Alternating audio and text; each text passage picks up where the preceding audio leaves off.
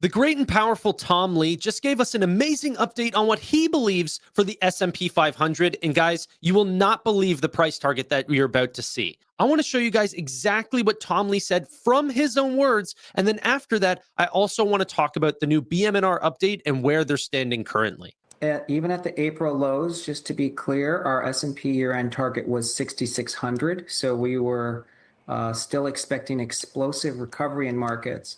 But we are above that level. And, we're 10 weeks before the end of the year and the S&P is at 6,800.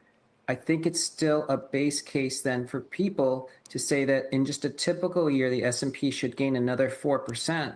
That would put us over 7,000 into the end of the year. And I think that that's sort of the minimum. But because we've got the Fed cutting, and they started in September, they've been on pause all year. That only happened twice in the last 50 years, which is 1998 and 2024. I actually think the S&P, given the skepticism that's been plaguing this market all year, we could do far better than 4%, maybe even 10% into year end.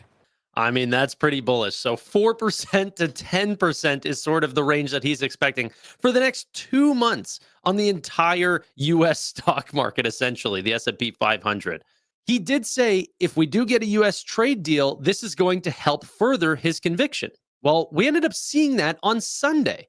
So there's a lot of talk about US trade deal actually furthering. We're not going to be seeing, 100% tariffs on China. This is all really good signs for Tom Lee's outlook here. If we end up looking at where he's saying, which this was on Friday at the time that he actually did that interview, we did see a 15% year to date so far on the S&P. But he thinks there's going to be an additional 4%, which, like he said, brings us above 7,000 or about a 20% 1-year target for the full year of 2025.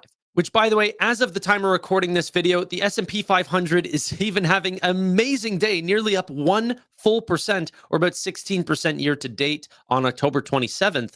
Now, listen to the words that he said. We could see a 10% move into the end of the year. It's the possibility.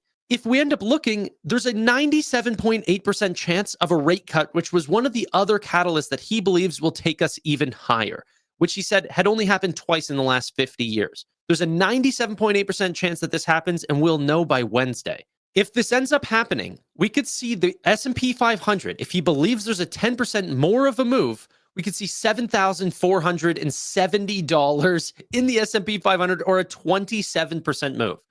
To put this into perspective, we need to go back the last decade or so and see that in 2021, we roughly got about 27% as well. But in 2019 was the only year that was actually higher than 27%. Not another year in the last 10 would this be as bullish of what we could see, if Tom Lee is right, of seeing 27% growth. And this week is going to be insanely important. Just amongst this week of earnings, we have Microsoft, Apple, Google, Amazon, or Meta. This is going to decide whether or not we end up hitting 4 or 10%, or even potentially staying flat throughout the rest of the year if we see bad earnings. So far, the S&P 500 is holding up roughly 85% beats through the amount of earnings that we saw in Q3.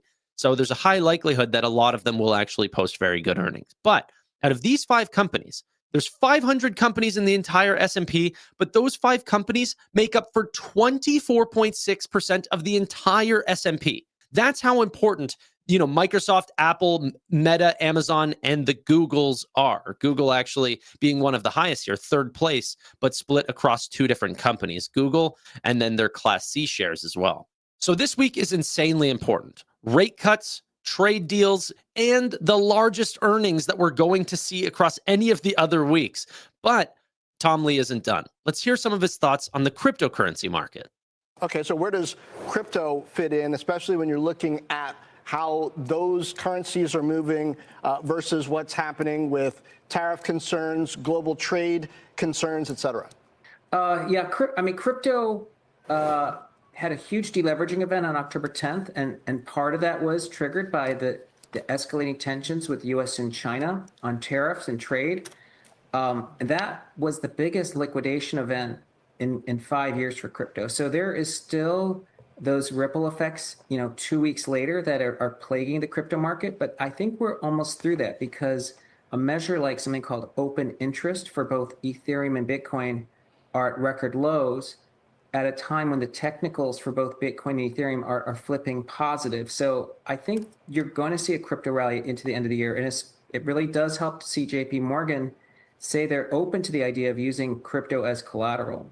The part at the end there that he just talked about was this: JP Morgan actually allowing Bitcoin and Ether as collateral on their loans, which does give it a lot more credibility. They don't think that this asset's going to zero. They actually believe that it's worth something if you don't pay back your debts. But let's go ahead and jump into BMNR Holdings, which Tom Lee is actually the chairman of, and he's very, very bullish on Ethereum. So as of today, Monday morning, he actually announced that they have 3.3 million tokens of ETH, while also holding between other, crypto and cash. It adds up to a total of $14.2 billion. That breaks out a little bit like this at the ETH price that we saw today, 3.3 million ETH. That's 13.7 million, and then an additional $415 million in Bitcoin, 8 co-holdings, and then $300 million in cash. We'll talk about the update there because that's actually gone up, even though they bought a bunch of Ethereum this week.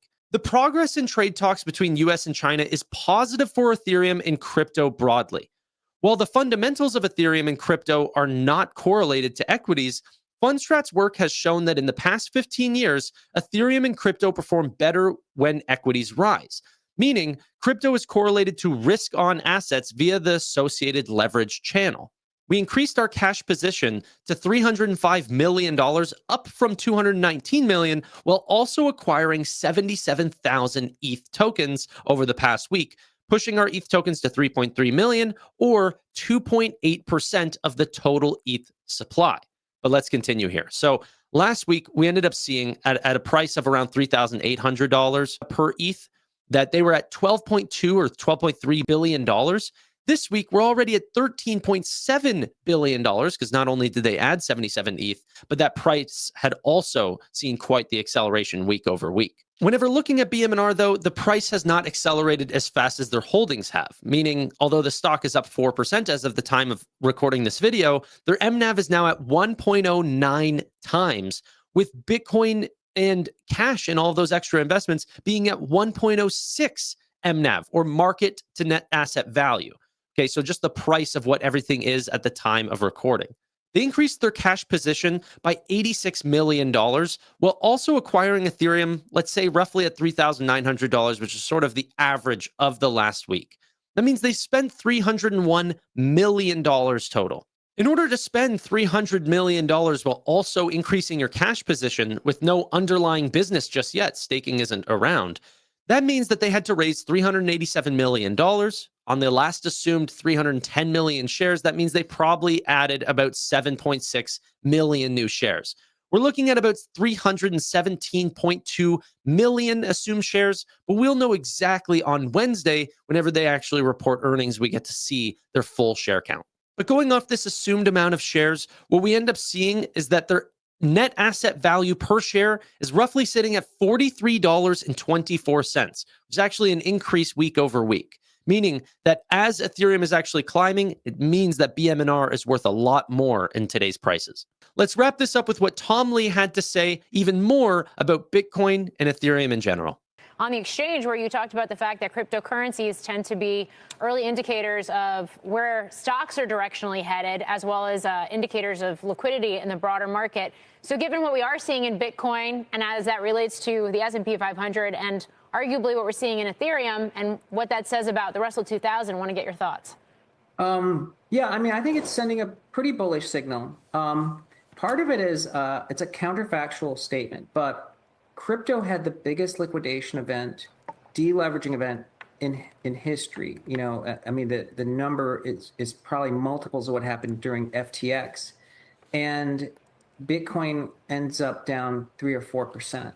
So I think it shows you that Bitcoin itself is proving to be a pretty good store of value, because if we had seen this happen with gold in the gold market, if there was a huge deleveraging event and gold was only down a few percentage points, we'd of course consider that a real validation. And it's also true of Ethereum, because Ethereum is seeing so much activity growth. I mean, on the L1 and the L2, because of stable coins, and it's not reflected in the price. It does take time. So to me, because like what I'd call the fundamental activity on Ethereum is really picking up, it argues for a pretty big move into end of the year as well. Clearly, Tom Lee remains bullish, not only for equities, but what that means for Ethereum in general. And like he said, the on-chain activity for Ethereum, both in the L2s and the L1, is that Ethereum just continues to grow over time, and that will eventually correlate to the price of Ethereum. And at that point, he owns 2.8% of the supply, hopefully getting upwards of 5 or even 10% at some point in the future. So I'm a bullish shareholder. I continue to hold, but very thankful for Tom Lee's comments constantly about where we are in the market and where we're going to be going forward. Thank you all so much for watching. Really do appreciate your time. Make sure you subscribe, and bye for now.